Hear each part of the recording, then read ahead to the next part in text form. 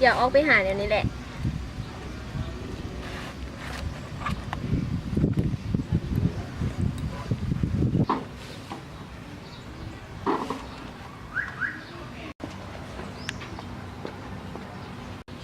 เช้าเช้า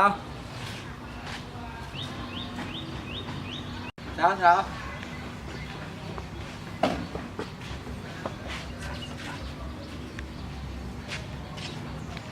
เช้าเช้าเจ้าลืมเสื้อขอบใจเด้อ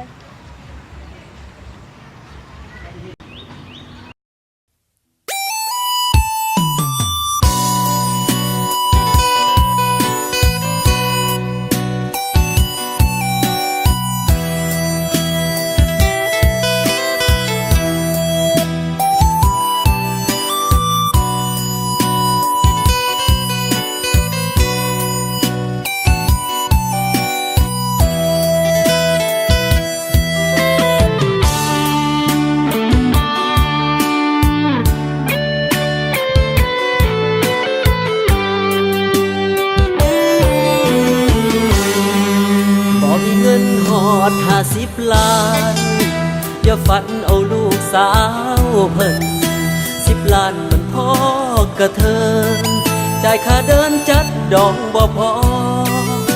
ทั้งค่าดนตรีสิ้นสอด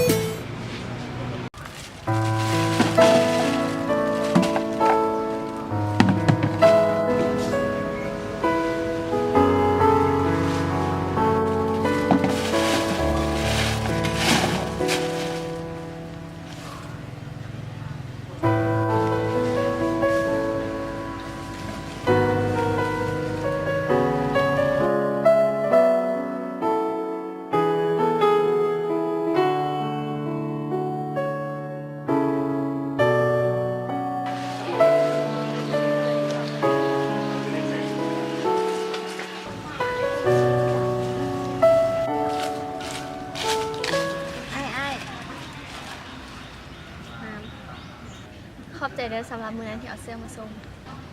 โดยมูเป็นยังโดยอ้ายซื้อหยังซื้อน้องแล้วเจ้าเด็กซื้อจีนเด้อ